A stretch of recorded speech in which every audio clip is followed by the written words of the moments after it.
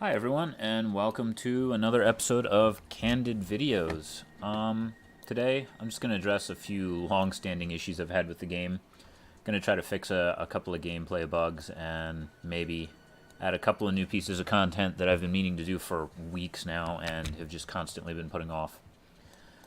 So the first thing I'm doing is just opening up a simple test scene here, and I need to fix a rather big oversight that I thought I had fixed in the past, but apparently I hadn't. And I'll give you an example here just so you can see what's going on. Alright, so first thing I need to do is remember how the scene is even set up.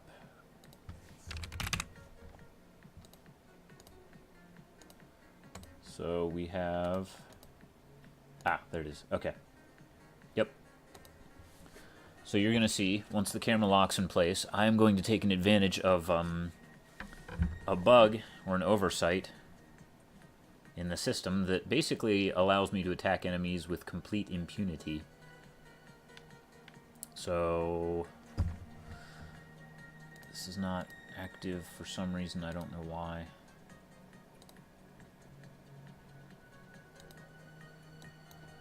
Oh, because okay.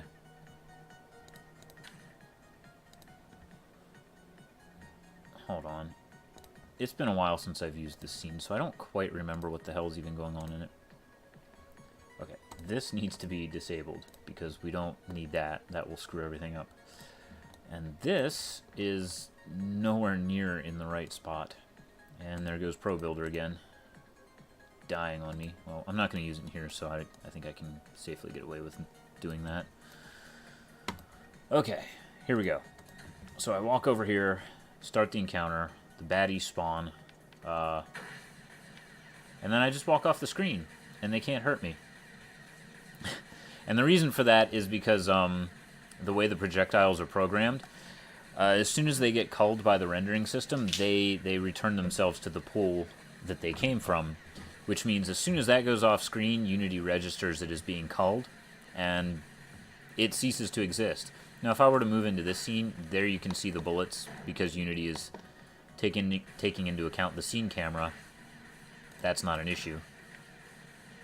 But over here, yeah, as soon as I do that, they're off the screen. So, and of course I can fire back, which is just a complete mess in terms of game balance. That's obviously something that the player can abuse very easily. So I have a couple of things I want to do to try to fix that. First of all, I want to keep players on the screen anyway. And I don't necessarily want to use invisible walls, because since it's a two-player co-op game, there's a possibility of one player getting stuck outside of the area while the other player isn't, and it just could turn into a big mess very easily. Especially if, you know, somebody got an extra life during the process and the other player hadn't respawned in quite a while. I could see some issues happening with that. So instead, I just want to have like maybe a countdown timer that says, you know, if you're off screen for too long, you die. Or, you know, maybe pop up a warning with like a countdown to display it to the player. But something that just encourages them to stay on this camera. And also, oh, excuse me. Also, I want to make sure that the player can't actually attack while they are off screen. So that's the first thing I'm going to do, because that theoretically should be the easiest one. So first thing I need to do is find the player avatar, pop them in the scene, and figure out how I'm going to do that, because it's been a while since I've looked at some of these scripts. I believe... Oh, I still have... Wow, that's a toggle? I'm sorry, I wanna check this out real quick, because I haven't looked at this in a while, and I thought I'd completely removed that section of code, but apparently I hadn't. I'm just a little interested to see if it'll work. And yeah, it does. Okay. So originally, conceptually, when I came up with this game, I had the ability for players to strafe, like this. And I ended up removing that for a lot of reasons. One, you know, it kind of made the game too easy, and it made it a little repetitive, because you would just circle around the outside. When guys got closer, you would go to the other side. It wasn't very very satisfactory, but interesting that I left that in there. Also, you can see I have a bit of a destruction system I was playing around with. I don't think I'm going to end up using... I might use it for a few, like, cutscenes or, you know, like, intros for characters where, you know, like, jump down from someplace and things explode everywhere. But I'm not going to have, like, every object in the scene destructible because I just don't have that kind of time to create all that content, which is unfortunate, but, you know, it's the reality that we live with. Not enough days in the week, not enough hours in the day. So here we are in the update for the player input. And I basically have the player input reading separated from the mechanics that it performs. So, you know, there's a separate script for handling jumping and motion and attacking with weapons. This is just, it grabs the signal from the input and then sends it to the appropriate system and says, hey, deal with this. And, you know, it's not overly complicated. As you can see, it's only like 270 lines. Most of that's probably white space. So it's probably like 100 lines of significant code. All right. So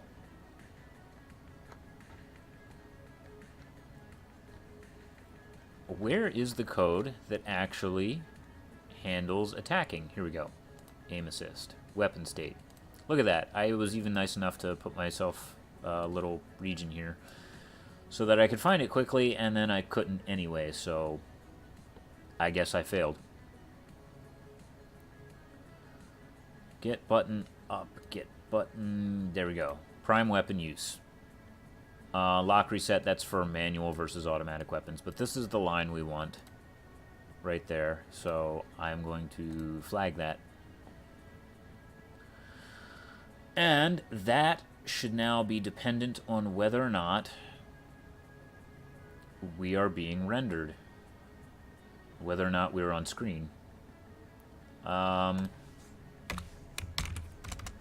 me see if I have a bit of code that handles this for me in a reasonably decent way. Math utils.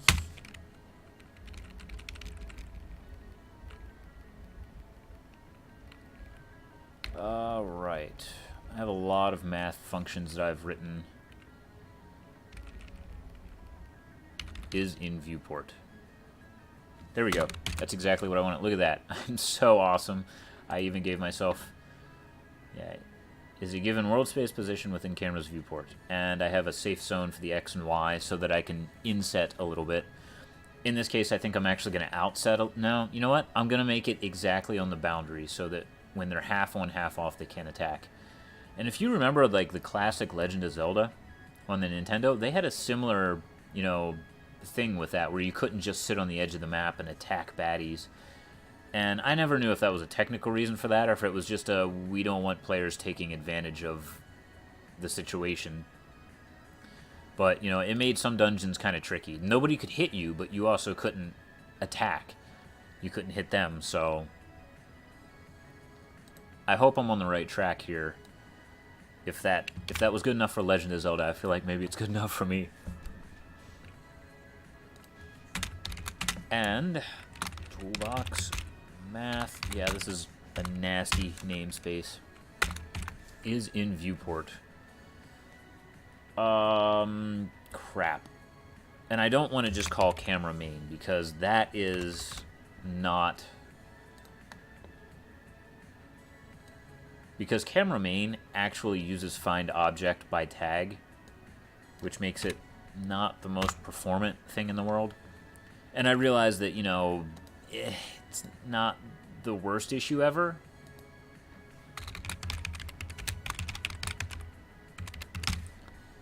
I like to think in terms of scale, you know, like a lot of people say never ever call get component at runtime or in update, and that's...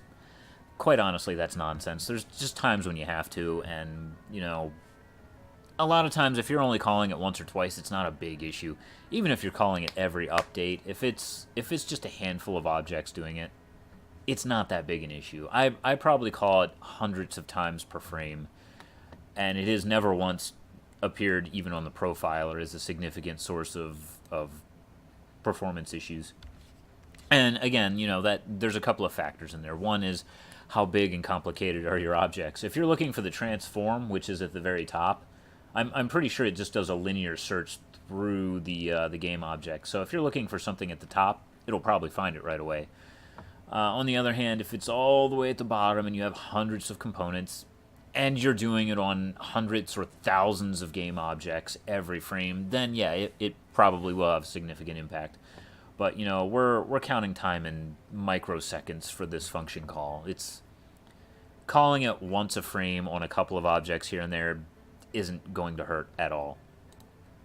But find object, when you have by tag, I don't know if it has any hash table lookup for tags or not, so I'm just going to assume it does not. If you have 60, 70, 100,000 game objects in the scene, which is not uncommon, that could be a significant issue. So I'm just going to cache the result right now. Cache or cache? I don't know. I always say cache, but in the tech world they say cache, so I don't know. I originally thought it was cache, and then in an English class many, many years ago I learned that it was cache, and now people call it cache again, so I don't know. I've given up. Camera current. Low level render. I've never seen that before. Whatever. I just want the main camera. I know I'm using the main camera. If you're writing a very generic system, maybe that's not the best, but this is high level code. Oh, excuse me. This is high level code for, input relevant to just this game. It's not library code, so I'm not worried about, hard coding myself a little bit. Don't worry about making things super generic if you're not actually going to use the code ever again. And you'd be surprised how often you don't reuse code that you think you will. We'll make that 0 and that 0. And this is taking forever, I know, but it's hard to talk and think at the same time, honestly. And why is that not working? Well, I don't need it anyway. It's optional, so let's just leave it out. There is no argument that corresponds to the required formal parameters of agent. Oh, duh, I need a position. Do I have my position anywhere? Do I store my position anywhere?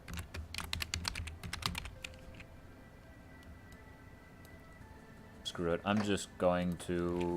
And again, transform. A lot of people don't realize this. It just calls get component. And if you're calling it in a loop, in an update, and that's getting called on many different objects, I would say, store that as a variable. In this case, I'm not too worried about it. It's just the player input reader. It's just called once per update. It's called at most on 2 characters because it's up to 2 players. So 2 get component calls per frame, not worried about it. Alright, I think that will actually solve that problem. Yeah, 1 line of code, and it took me 15 minutes to do that because talking and programming is difficult. And if you're not a programmer but you know some, if you ever notice they get kind of quiet, that's why they're busy thinking. And when you walk in the room and you start asking them questions about completely unrelated topics, you're basically taking a sledgehammer to the statue of thought that they had been carving in their mind and smashing it to pieces. So have a little consideration when you're walking in the room and your mate is doing a bit of programming, right?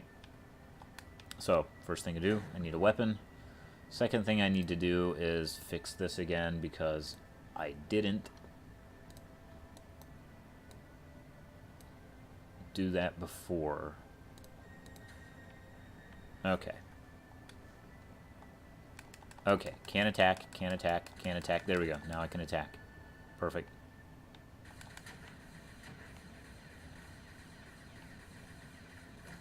Yeah, you can tell the nav mesh is a little out of date. Big time. Yeah, that's okay. If you want to see something really fun here, I think I showed this in... This will be in one of my recent videos. Where is it? Explodable prototype. There it is. Here we go. Blah, blah, blah, blah, blah. Blah, blah, blah, blah. Force, radius. There we go. There we go. Who needs that bridge? Yeah, it's basically just this big sphere smashing everything it touches. But... Okay. So I can get hit here. I can't attack here. So...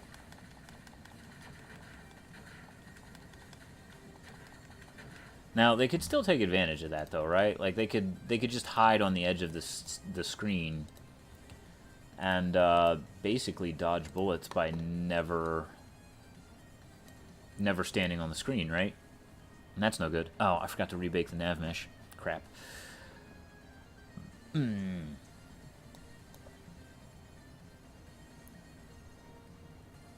these are the kinds of technical issues you have to think up when you're designing a system. And admittedly, I did think of it, but I just kept putting it off because I didn't really know how to deal with it, and I just wanted to get work done. Originally, I did have the concept of like doors coming up and blocking off the area, and of course there's the obvious invisible walls, but, you know, ideally I'd rather solve it another way, because that does create a lot of technical issues you have to work around. Okay, so, yeah, we can just do this. Like, they attack at me. Hold on. This is actually causing problems. So let's, it's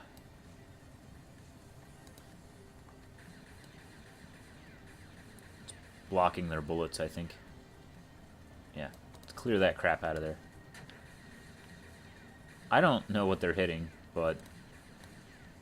It's somewhat entertaining. Oh, I left that thing on too. Oh, whatever. Let's test it out in a real scenario. So let's go to level 1, which still has some issues I need to solve. Most notably is that there is basically no end to it. Well, there is an end, but it's just that disgusting looking thing, and there's no boss fight, which I need to get working on. So let's disable the start position there. I just want to get to a fight where I can try to take advantage of this. Yeah, here we go. This is a good one. Let's give ourselves the pistol, and I just recently made a fix to the weapons. Well, not really a fix, more of an upgrade. I now have the ability to have manual and automatic, like a semi-automatic attack speed for weapons. So I can have one speed for when you're just holding the button, like that, and then you can manually press the button to shoot faster. And that seems a little fast. I might knock that down a little bit. But yeah, I'm still afraid that players will do this. You know, like... Oh, you know what? Actually, that's not working quite as well as I thought it would. Just hide off the screen. Bam. Attack a little bit. Hide off the screen. Attack a little bit. Hide off the screen.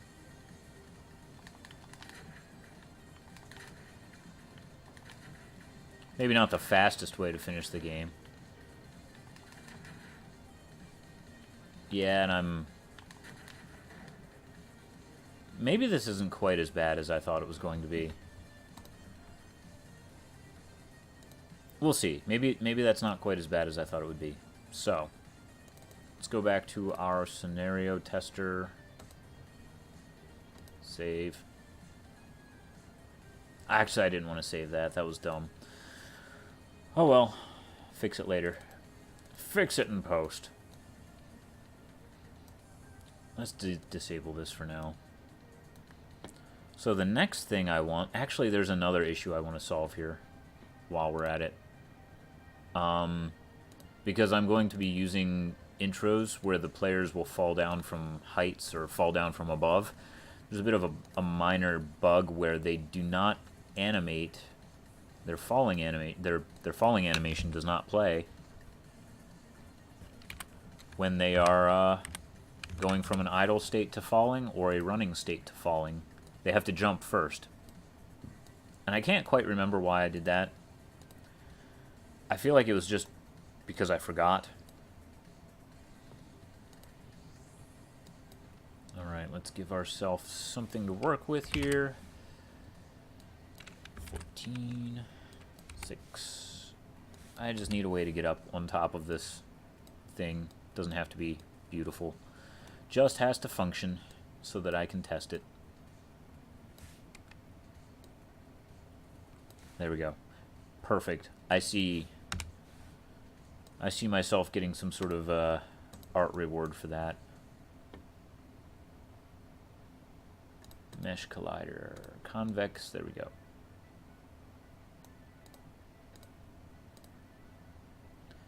And just because... Oh, no, that's not what I wanted. I want this floor, but Pro Builder's being dumb about how I can select things.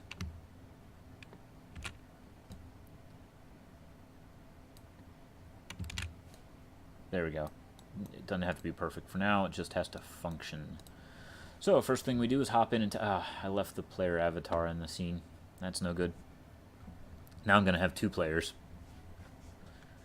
Which, you know, like, that could be interesting in some ways, but... Oh, it's actually smart enough to know that there's already a player in the scene. Go me!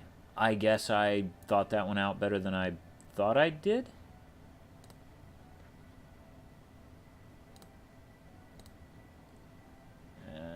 Yeah, there we go. Perfect. So first thing I want to do is actually demonstrate the problem.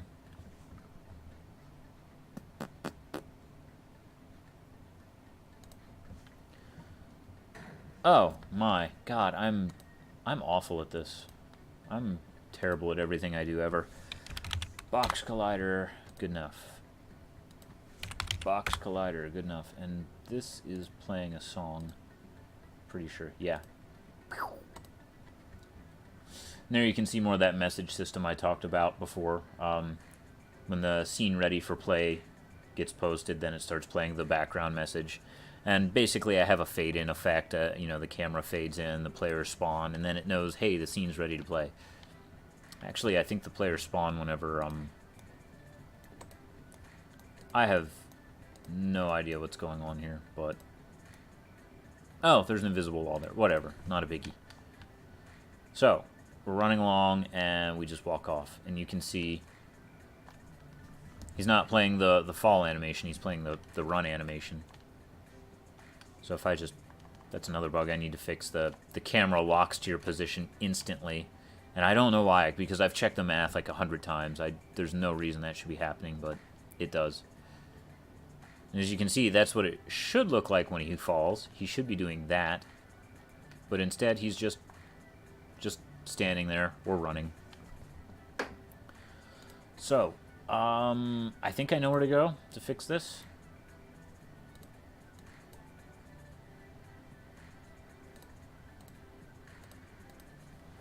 So I have a little bit of an FSM here with a custom node I wrote that does transitions. Here we go.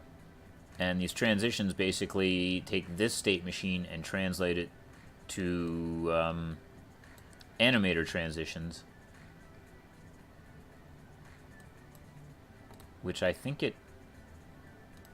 Does it grab that automatically?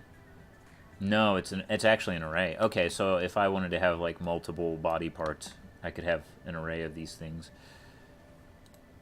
Yeah, there we go. So it's just linked to its own animator. And this is just a custom node I wrote. It's not too complicated, I don't think. Yeah, that's not too bad. Although it's very hard-coded, it's definitely only going to work in this game, but that's fine. I just need it to work. So, we're in the idle state.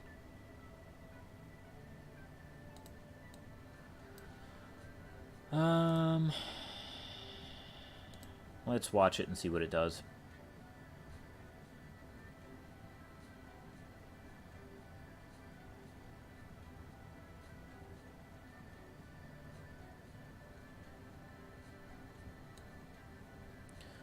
So currently we are idle. When we jump, it goes up to jump.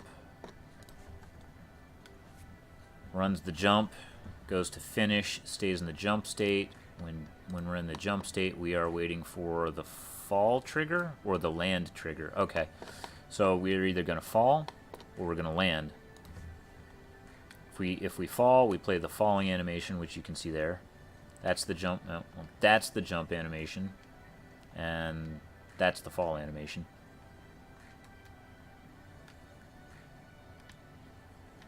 But okay.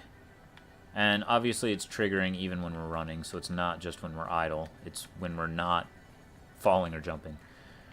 But there is no... Okay, there is no state for that. Yeah, that's what I thought. Okay, there's no state switch for that when we're idle to go directly to falling.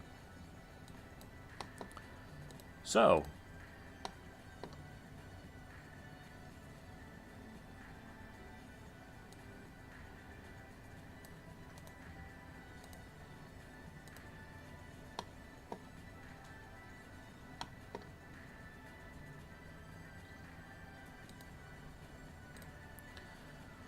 Trigger falling. Animator trigger fall. Let's try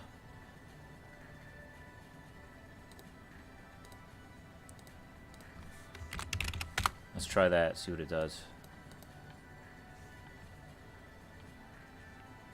Oh my. That's okay. That was why. When I go down the stairs, it registers that as falling. And that's no good. It does work there. You know, I can now fall off of the stairs and it will work. But it also happens anytime I go down even the slightest, like, see, these rocks are slightly bumpy. So she immediately goes into the falling state. And going down these stairs just looks like she's sliding down them while falling. That's no good. Okay, so I see why I didn't... I thought that was going to be a super easy fix, and I was wondering why I didn't do it. Now I know. Because that was a problem. Crap. And I'm not sure... Like, I'm not sure how to fix that.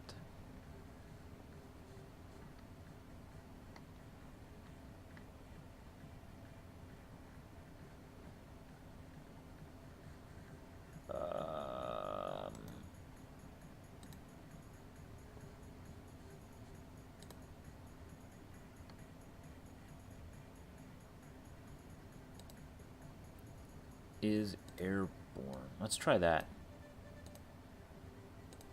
I don't remember what that does. Okay. So far, so good. I can go down the stairs, but it doesn't do anything there.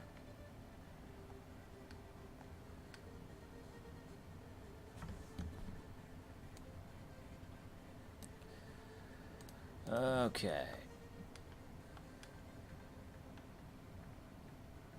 Yeah. So exactly how do we determine that we are falling? Because there needs to be some kind of threshold, right?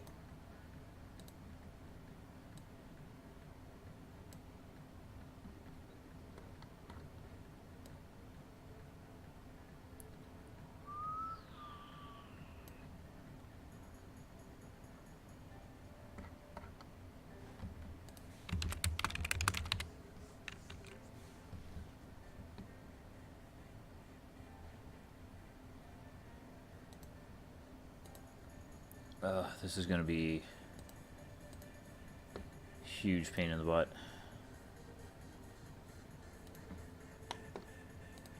Is there a way I can invert this and say if we're not grounded? And I'm going to make it so I can invert it and say we're not grounded. I think that might be more reliable. Let's find out. So, player input reader.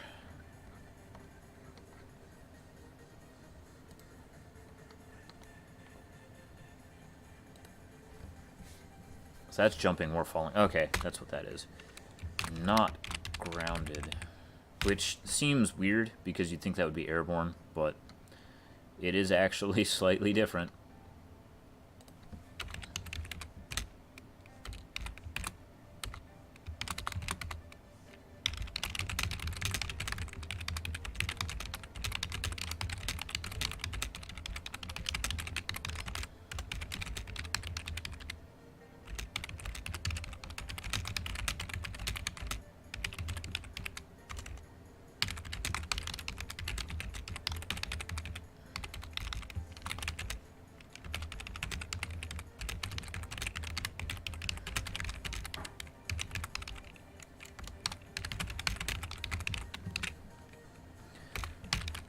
Okay, so not grounded. If controller is grounded.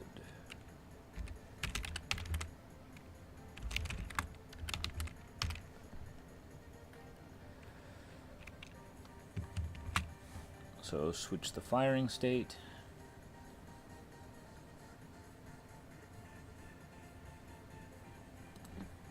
Yeah, that's such a weird way of handling that, but whatever. As long as it works.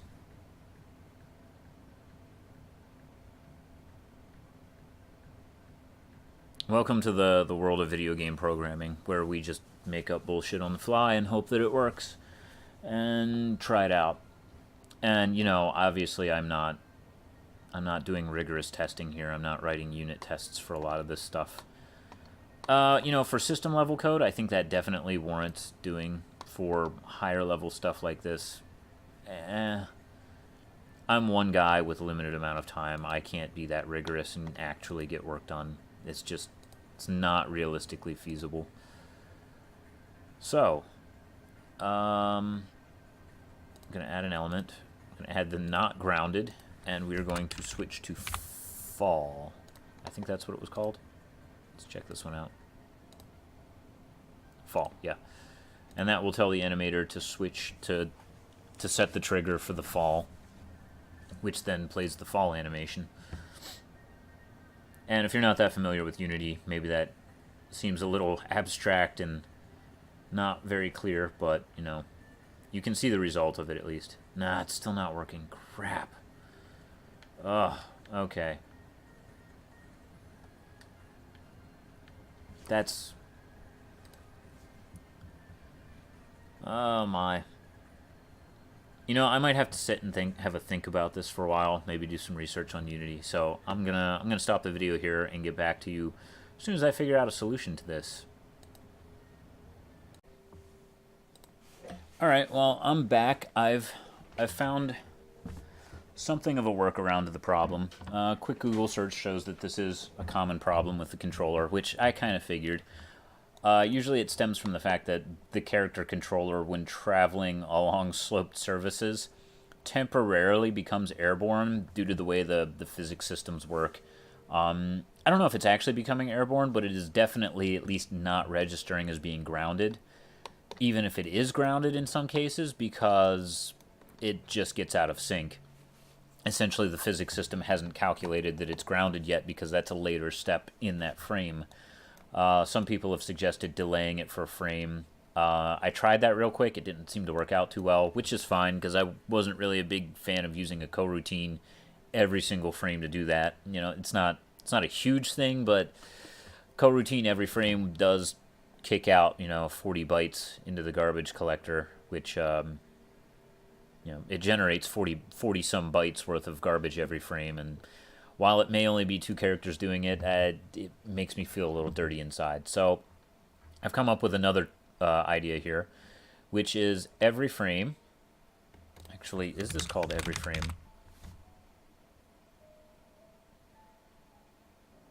Huh.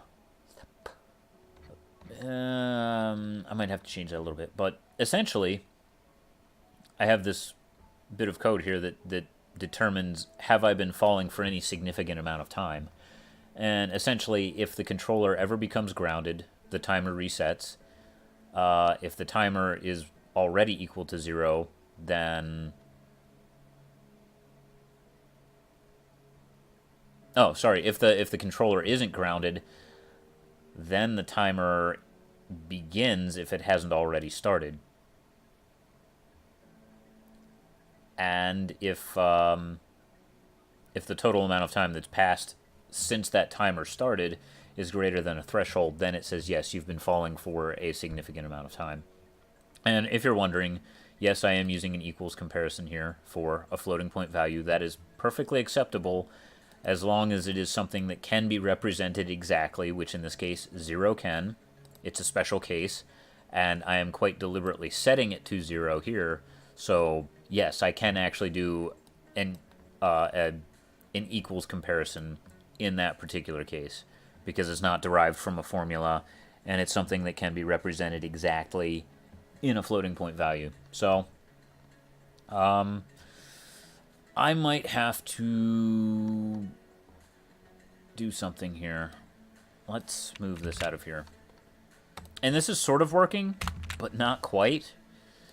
So...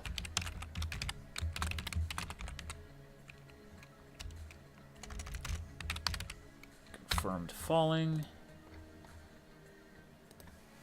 Bool. Confirmed falling. And this is such a hard-coded node for node canvas, but it works, so I'm not gonna knock it. And essentially, the not grounded now checks to see if this confirmed falling flag has been set by this little bit of code here. So we're going to try that out. Like I said, I did experiment with it a little bit. It gave me better results, but still not perfect.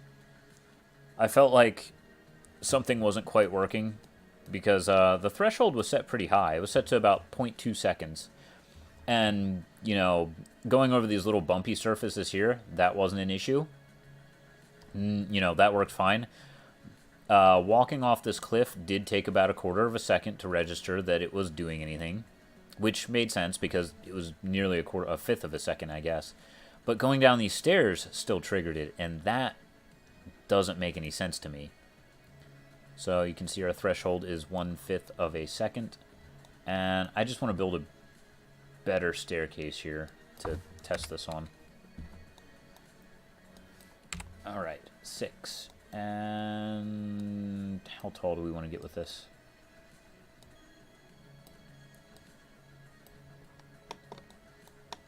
And those stairs are pretty big. But, you know, it's...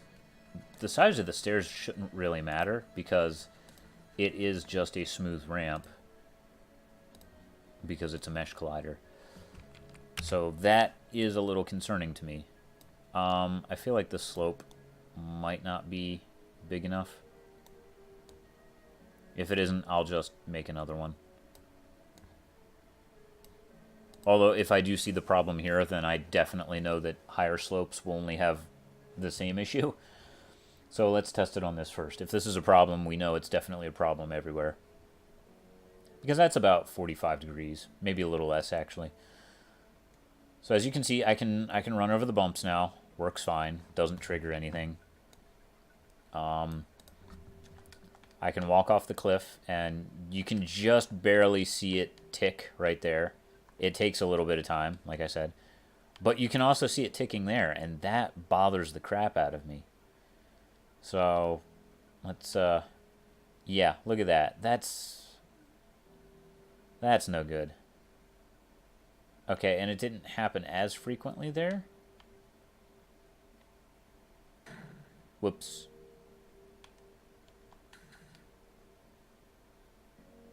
Yeah, that's bothering me. I don't like that. There's no reason that should be.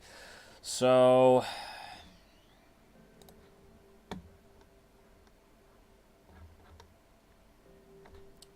something's got to be wrong here. I feel like my logic isn't quite working the way I think it's supposed to be working. So let's see. On update, So every frame, or every tick of this node, which should be every frame, I think,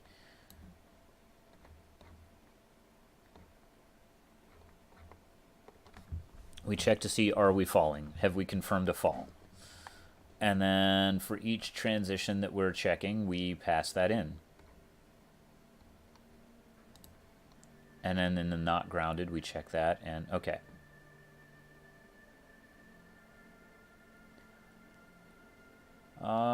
Okay.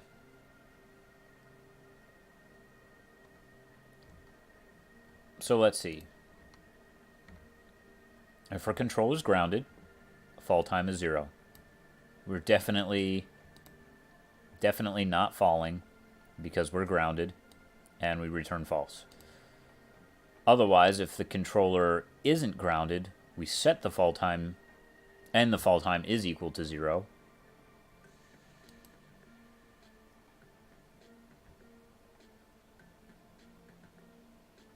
Yeah, anytime that this becomes grounded, we should be setting our fall time to 0. But just in case, let's, I feel like maybe there's something going on here that I'm just not quite absorbing. So if we are definitely falling and the fall time is 0, it should start the timer at that point. And that is what is throwing me for a loop here. Maybe I'm wrong. Maybe I'm just completely way off base. So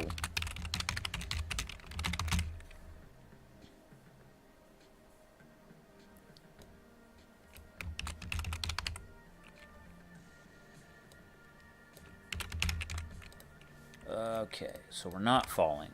If not falling, now we are falling. And I hate doing this. It's so messy and so dumb and pointless, but maybe I'm just way off base here. So now we are falling. We start the timer and return false because we're not falling significantly long enough yet. So we aren't grounded. We are falling. Is our time up? And if it is, then we return true. And if it is not, then we return false because we are still timing it. So let's try that out. And I can't imagine that the character is being airborne for a full 1/5 of a second going down those stairs, because you can see it takes quite a delay walking off the cliff versus going down the stairs, where, you know, it should be way less than that. But, you know, maybe I'm just way off. Maybe it really is happening that quickly. If that's the case, I might have to bump the time up a little bit, which it'll visually fix the stairs, but it won't visually fix the falling off the cliff as well. Like, it'll still work, just not quite as quickly as I really want it to happen. And I guess I could do like Raycasts or Spherecast or something like that, but that's just getting way more, you know, that adds a whole other layer of problems to it. Yeah, it's still happening. And look how long it... Like, does it really not count itself as being grounded for that long? I can't imagine that is right at all. I might have to just go with a Raycast or Spherecast or something, which I hate doing. I hate doing that.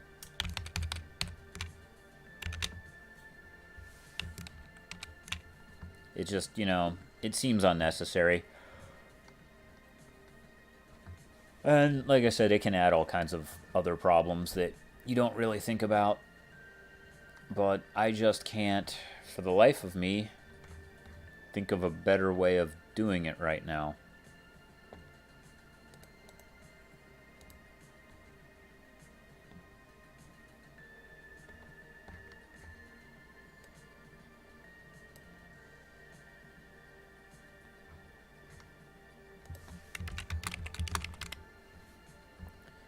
Oh boy, this is a pain. So for now, I do have other things I really need to get done that are more important than this.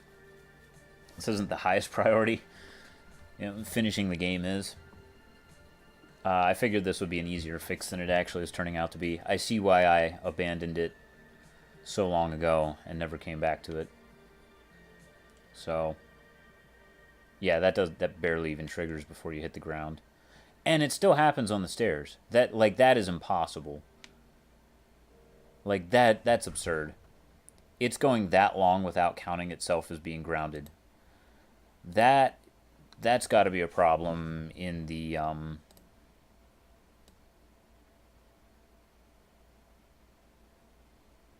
controller itself. If it's going a third of a second without counting itself as being grounded, that's just absurd. I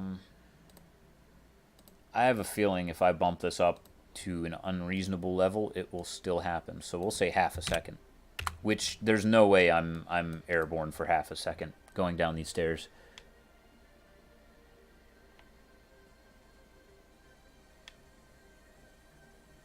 And it still registers. Look at that. That is completely absurd.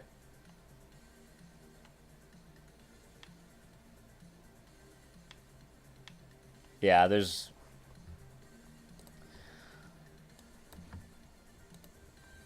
Okay. Let me try something here.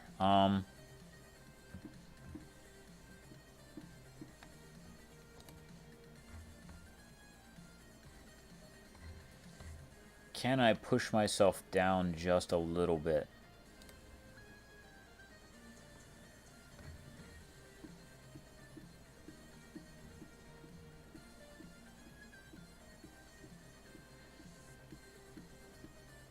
So if it's not grounded, yeah, gravity is taking place. This is quite absurd, honestly. Really, I have a rigid body attached to this? I didn't even know that was allowed. Okay, whatever. What happens if I switch gravity on? I suspect I'll start sliding down the edge, but yeah, let's find out. Let's see.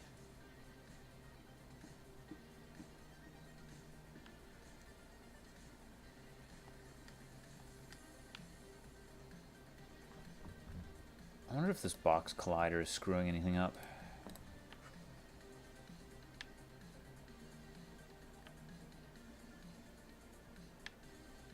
Nope, had nothing to do with it.